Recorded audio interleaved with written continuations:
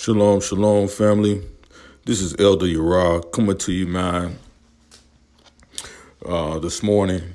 Just wanted to put out a little bit of information, man, just to make sure that our people understand, man, how serious and how debilitating disinformation is in our community, especially among our people.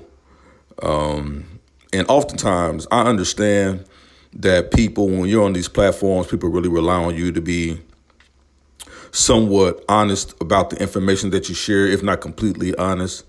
But there are others who just will not take the time to do the research themselves. So anything that comes across that has a semblance of truth, people sort of take that and run with it as if the people who are delivering the truth actually even know or understand what they're saying and the information they put out. And beyond all that, sometimes there are those who are just dishonest, intellectually dishonest, wholeheartedly dishonest, just to push an agenda that has nothing to do with the uplift or the prosperity of our people, in whatever your paradigm might be. And so I just wanted to deal with some things, and I want to deal with, again, the Aryan invasion myth. We had a little exchange yesterday after I brought out some information pretty much exposing Lex Vortex and some of the stuff he was putting out about the Aryan invasion, how the Hebrew Israelites or the Hebrews in the scripture were part of the Aryan invasion. That's sort of his paradigm, which absolutely makes no sense. And then Naame,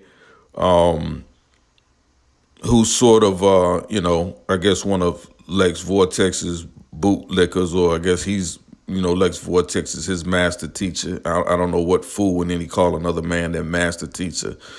But anyway, this Aryan invasion began white supremacy, 25,000 BCE, 15,000 BCE and upwards. It's just not true. It's a complete lie. There's no evidence for it.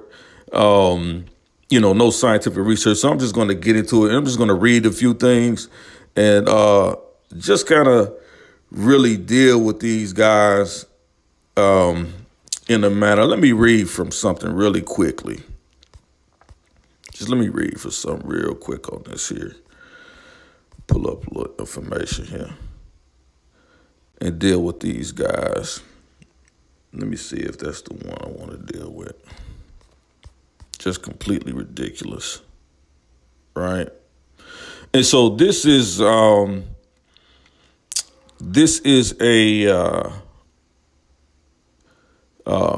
some research that was done, calls the Vedic rituals and the Aryan invasion theory. Historical notes. I pulled this source from JSTOR, JSTOR. If you're not familiar with it, go to it. They have some really good resources and information on secondary sources that you can really pull from in regards to history and background and different things, ancient culture, anthropology, things, theological discussions and things that have been done in regards to, a lot of ancient Near Eastern cultures and different things like that. And so this was done by T.R.S. Prosner. You can look him up, and we'll talk about this because I pulled up an article the other day and I read it. And instead of Lex Vortex actually dealing with the information that's inside the article, he tried to go back into it and tried to harp on the writer of the article, right, in regards to the Aryan invasion myth, and say, look, he didn't vet the information. This guy's a journalist. But we're going to see how this plays out for Lex, Kotex, and Knucklehead Naame. And Solomon, I'm going to throw you in this too because, you kind of try to support this ignorant narrative that Lex Vortex throws out there, and I asked you not to get into it. So I'm gonna deal with all three of you blind mice today real quick, and then I'm gonna keep it moving. And because I think they think that this information that they brought out yesterday, which only really they were cutting themselves the whole time in regards to Aryan invasion, never disproved any of the information in the articles or any information. They didn't even address my PowerPoint from the video. He just only stuck with the article that I bought out, that I read. He didn't even deal with the information in my video that actually, when I pulled up in my PowerPoint, none of the sources or none of the information in that. So he's completely dishonest with that right off the rip. But let's get into it, right? And this is what it says. It says the year, let's talk about the Aryan invasion theory, or AIT, was proposed by the 19th century European scholars on the basis of linguistic similarities between Sanskrit and European languages. Now, we spent the whole almost 3 hours trying to get these knuckleheads to understand that the Aryan invasion theory was never based on race. This didn't happen. The racial connotations of it didn't even occur until Nazi Germany got their hands on it and really ran with it to try to show themselves as a superior Aryan race in developing Nazism along with Aryanism.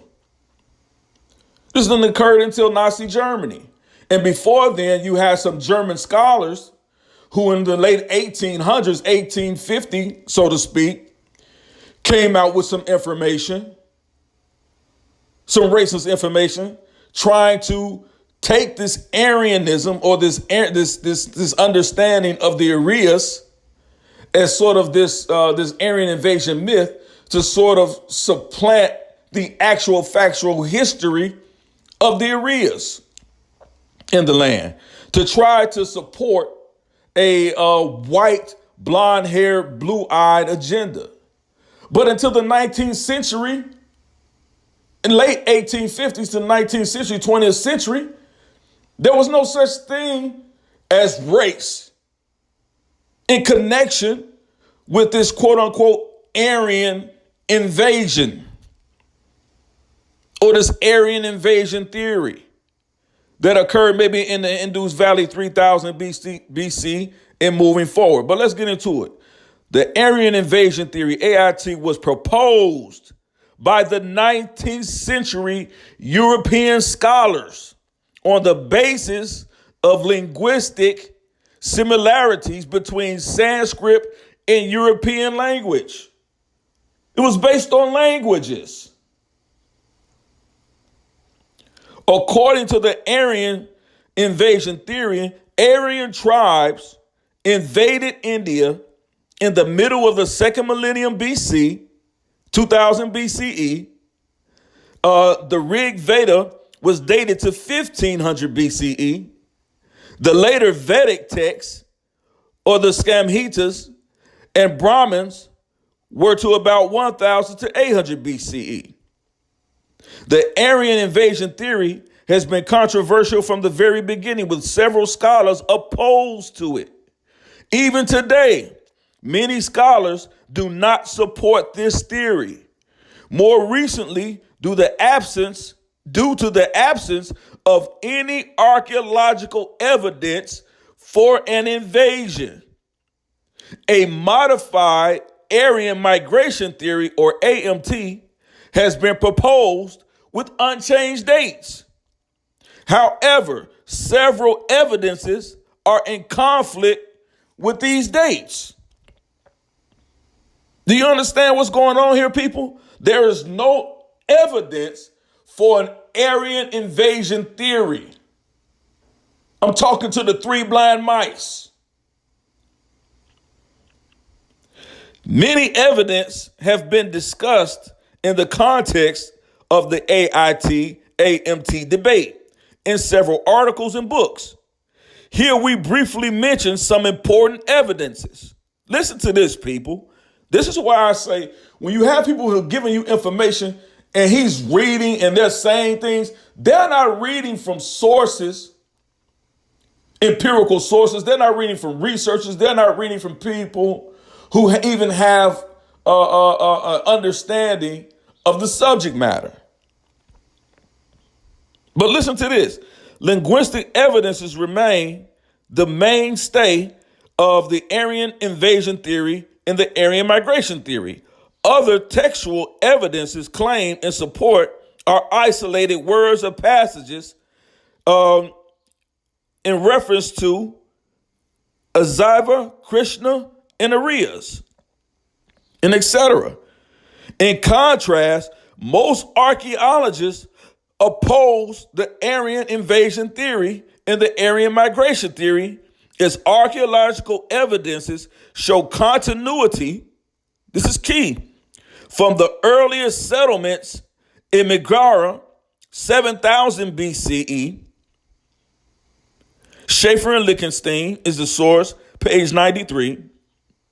State this: the modern archaeological record for South Asia indicates a history of significant cultural continuity and interpretation at variance with earlier 18th through 20th century scholarly views of South Asia cultural discontinuity. In other words, the archaeological history as far back as 17,000 BCE has been constant.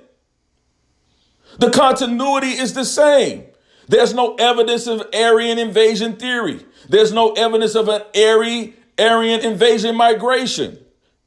But when you get to the 19th and the 20th centuries, then you see a discontinuity being interpolated or injected or created by racist Germans to impose a blonde hair, pale skin, blue-eyed Aryan invasion.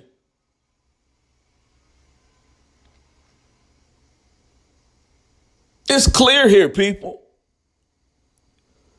But as we talking to Lex Kotex and Naomi the Numbskull and Solar Blind, they want to try to tell you, oh, this is what the white man has always been doing. We know what the white man has always been doing. We know how they come into a land through acculturation and invasion. We know that. But when we're talking about this specific topic, when Lex Vortex tries to say that the Hebrew Israelites or the Hebrews or the Israelites in the Bible were a part of the Aryan invasion, white people coming from the Anatolian mountain regions of what is modern day Turkey, he's a liar. And has never once provided a source to prove it. And then he have all these boot-licking flunkies calling his clown their master teacher. He got them burning Bibles, telling them they're Canaanites, when he has absolutely no clue as to what he's talking about.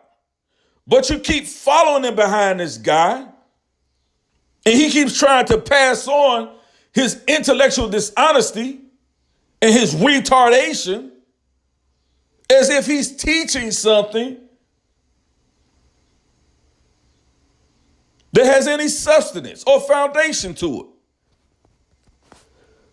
But he can't provide you one source.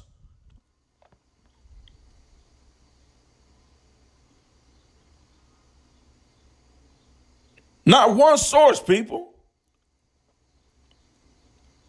Let me continue. The modern archaeological record for South Asia indicates a history of significant cultural continuity and interpretation at variance with earlier 18th through 20th century scholarly views of South Asian cultural discontinuity and identifiable cultural tradition has continued as endogenetic cultural traditions, linking social entities over a time period from the development of food production in the 7th millennium BCE to the present. Renfrew, Renfrew states, it is difficult to see what is particularly non-Aryan about the Indus Valley's civilization. For more than a century, scholars have continuously interpreted astronomical references in Vedic texts to high chronology, circa 3000 BCE, that contradict the Aryan invasion theory. We have recently examined evidence from astronomy, mathematics, metallurgy, and concluded that there is no scientific basis for the Aryan invasion theory. They've studied this, people, from astronomy to the linguistics to the mathematics to the metallurgy. And this takes me back really quick to metallurgy, the scientific study that was done in that. This takes me back to the author of this paper here, T.R.S. Prosner. He is a metallurgist. He's a scientist.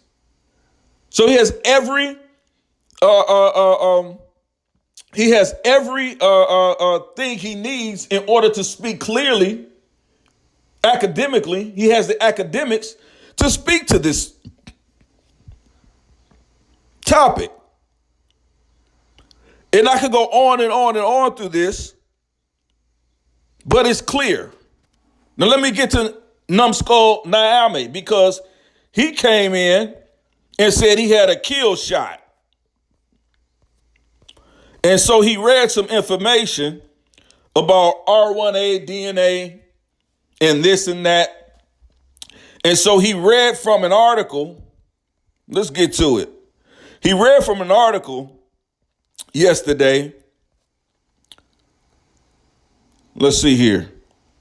This is the article he read from, and I want you guys to see this. It was the Hindu.com. And so when Lex Vortex came on yesterday, he went straight to an article that I read from. He didn't address any of the information in the article that cited sources. What he did was he just said, well, look who's writing it. Look at the author of it.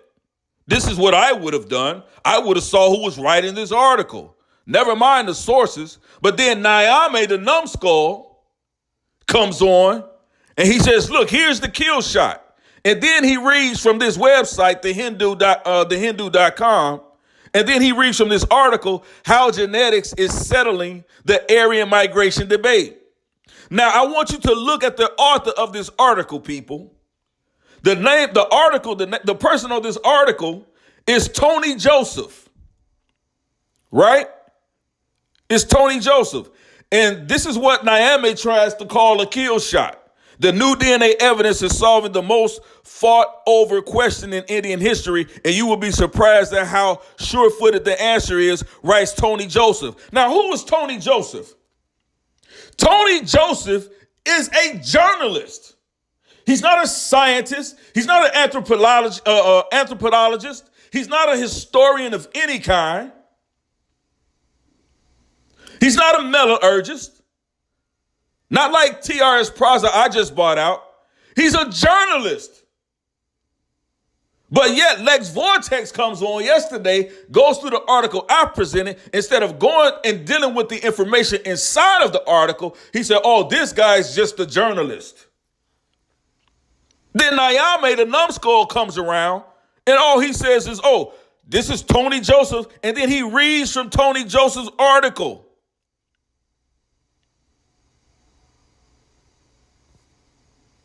About how how genetics is settling the Aryan migration debate.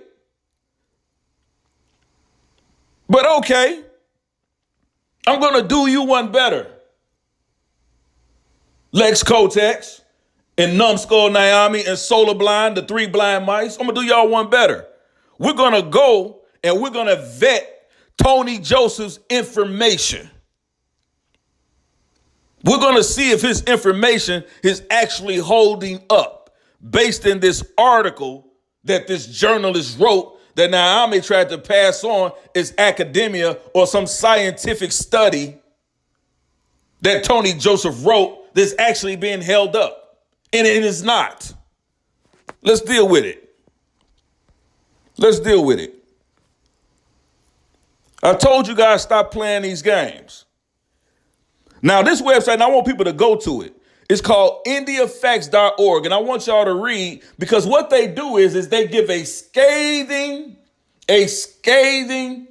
review of Tony Joseph's book. Well, he based their article on that Naomi just read as evidence, this journalist who's not a scientist, who's not an anthropologist, who's not a historian, not a metallurgist of any kind, but a simple journalist. And so we're going to go to Tony Joseph's book here, Tony Joseph or Early Indians, right?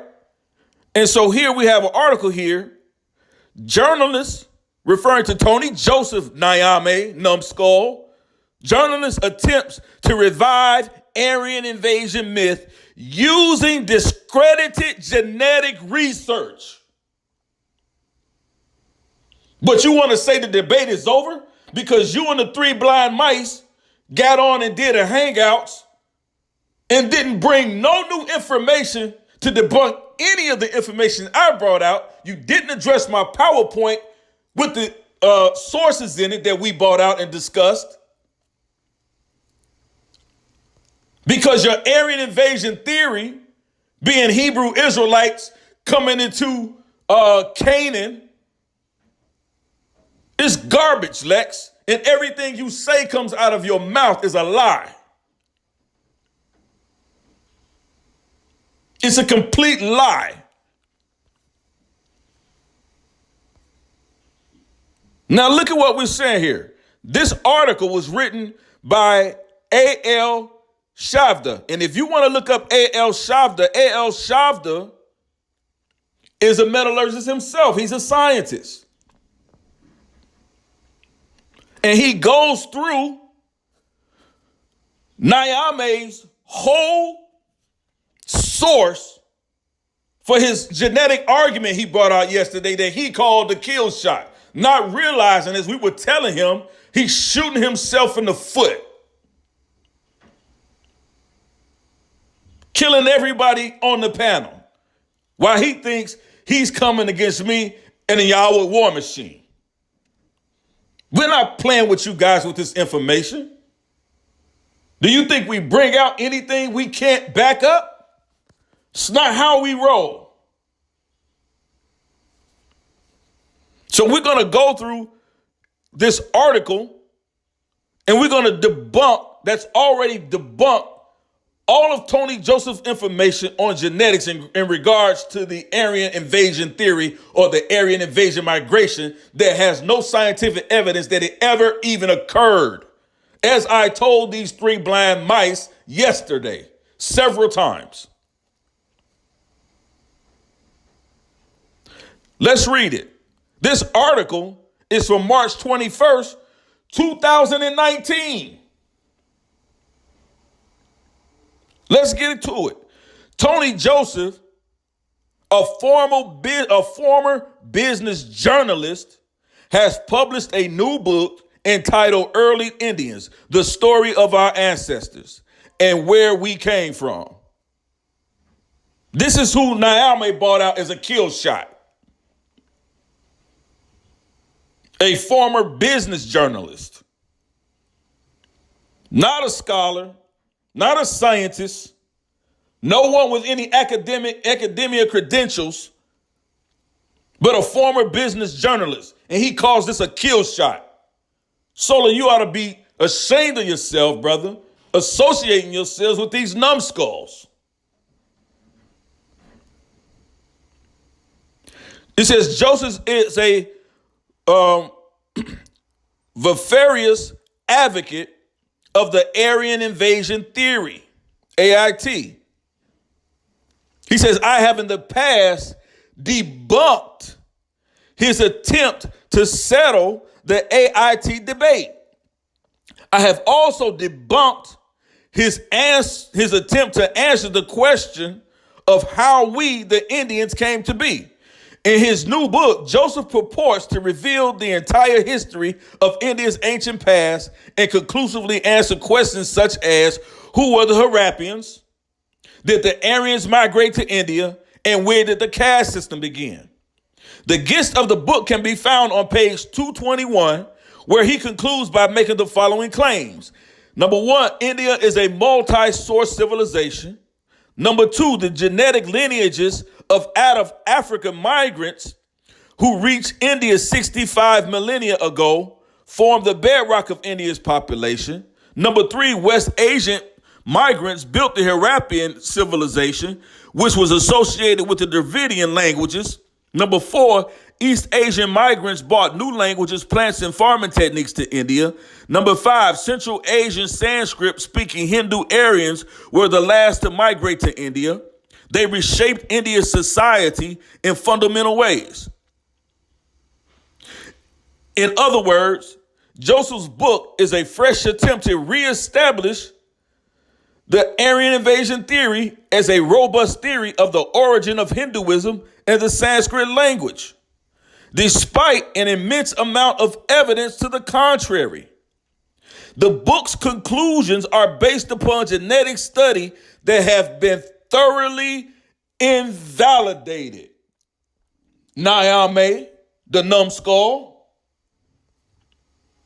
The book's findings are largely based upon paleogenomic studies conducted by David Reich and his team at Harvard Medical School. The majority of the book's conclusions are drawn from two studies by Reich's team, a preprint, non-peer-reviewed research paper. This is what they're basing the genetic evidence on, Naame, that you brought out yesterday, calling it a kill shot. We told you yesterday you were committing suicide with that. We already ran through this information, brother. A preprint of a non-peer-reviewed research paper titled The Genomic Formation of South and Central Asia, which was co-authored by 92 scientists from around the world, co-authored and co-directed by Reich, and lead authored by a member of Reich's team named V. Narasimhan. Number two, an older paper titled Massive Migration from the Steppe was a source for Indo-European languages in Europe. The preprint, Narasimhan et al., suffers from a number of glaring issues. Listen up, Naame, the numbskull.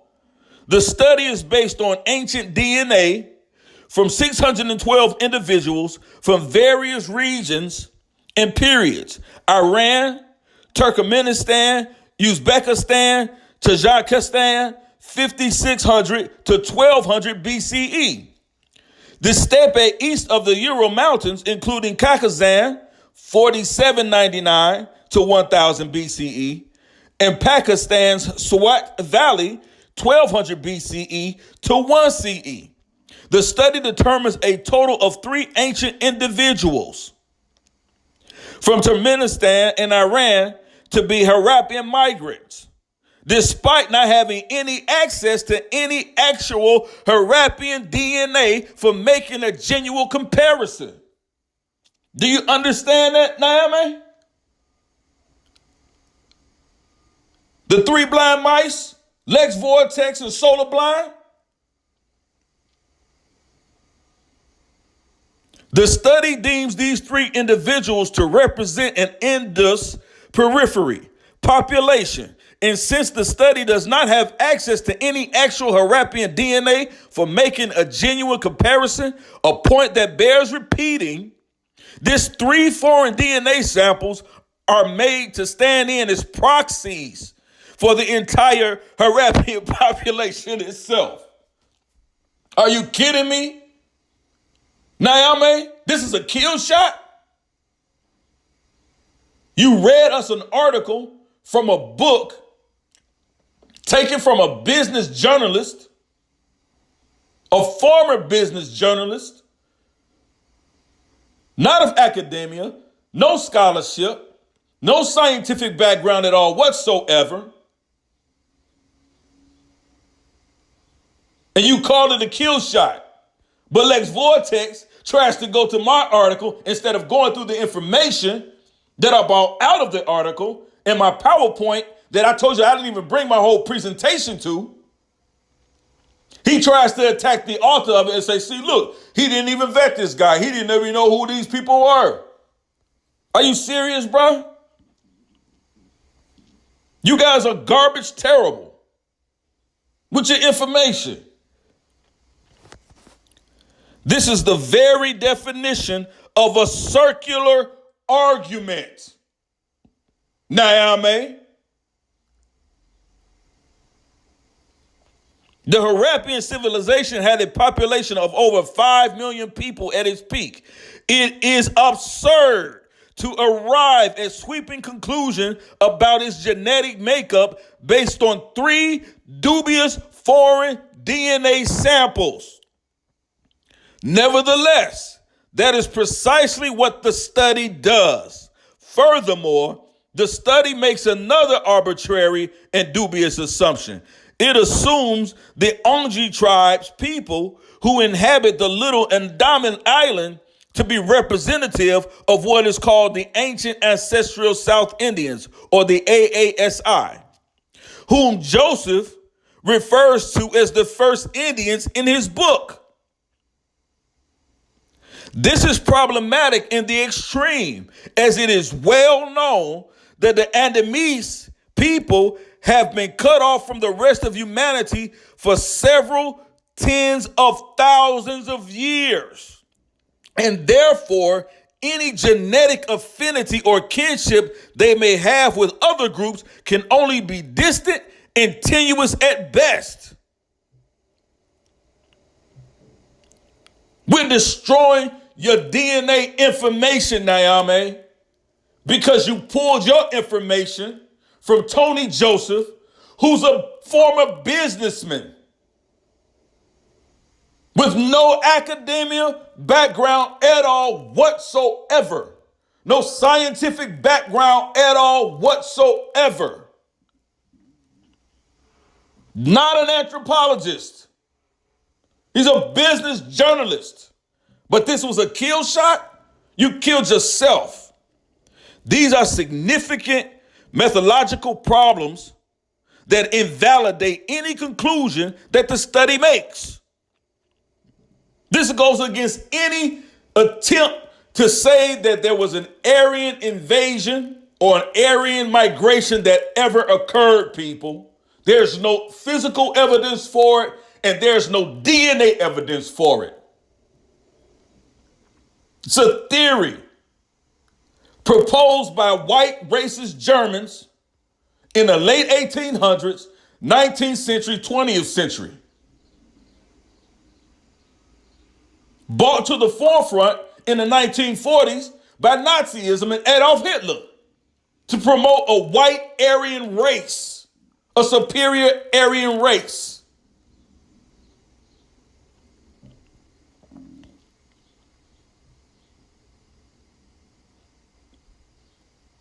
These are significant methodological problems that invalidate any conclusions that the study makes. It is therefore not surprising that the preprint, the non-peer-reviewed papers, the preprints that he even based the whole scientific stance on for his argument about genetics, this preprint, non-peer-reviewed information has not been accepted for publication by any scientific journal till date. This article that I'm reading from, this information that I'm reading from, this scientist report that I'm reading from, this is from this year, March 2019.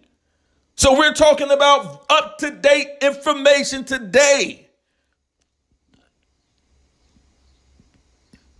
The genetic information that Tony Joseph brought out, that Naame, the numbskull, brought out, it hasn't even been published by any scientific journal. No half a brain, dim-witted, quote-unquote, scholar understands that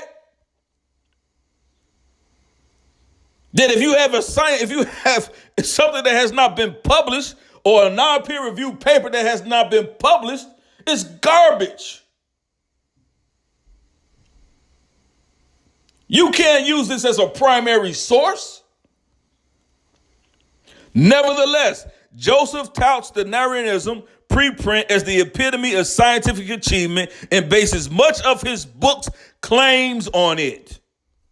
The older study by Reich's team, Hack, Haak et al., makes the dubious claim of being able to associate language and culture with DNA.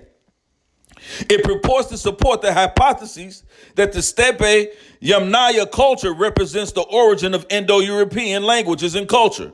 The conclusions of Hack are thoroughly demolished by the legendary Russian archaeologist Leo Klein in two papers published in ACTA Archaeologica and the European Journal of Archaeology.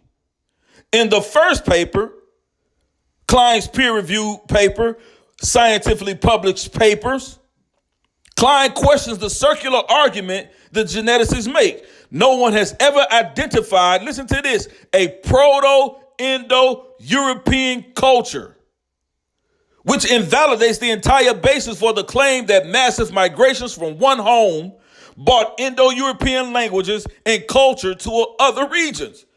Excuse me. He raises the point that the Yamna culture may be Indo-Iranian or Indo-Aryan. In the second paper, which is a discussion paper between Klein and Reich et al. And Willeslav, Klein reduces the genetics' arguments to complete rubble.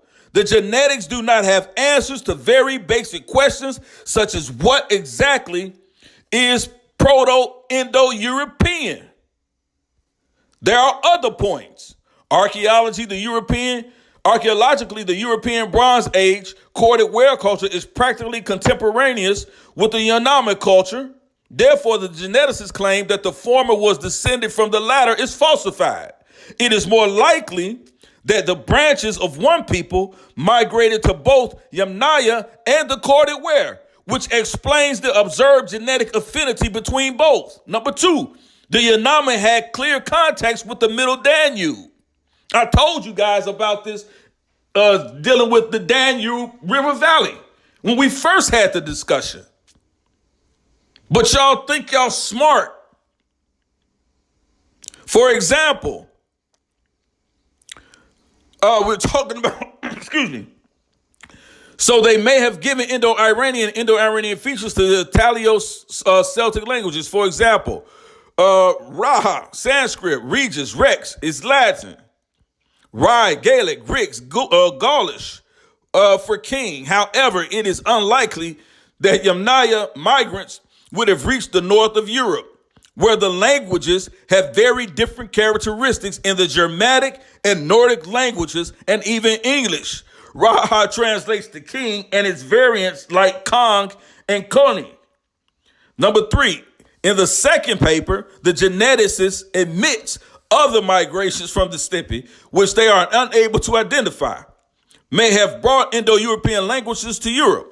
Apart from the repeat of the secular claim. Why steppe again? And the lack of any basis for making this wild claim, they do not seem to have realized the really damning self-contradiction in that statement. If other migrations from the steppe could have brought Indo-European languages to Europe, that means other differentiated branches of Indo-European were already present on the steppe. It's clear. So where did these branches originate if they were already in the differentiated form on the steppe, ready to launch into Europe? Could these be the people who migrated to the both corded ware and Yamna mentioned in the first section? Point 2 becomes more interesting considering that it is a one-time historical linguistics sort of agree with historical linguistics sort of agree with archaeological observation. Final Ugric languages.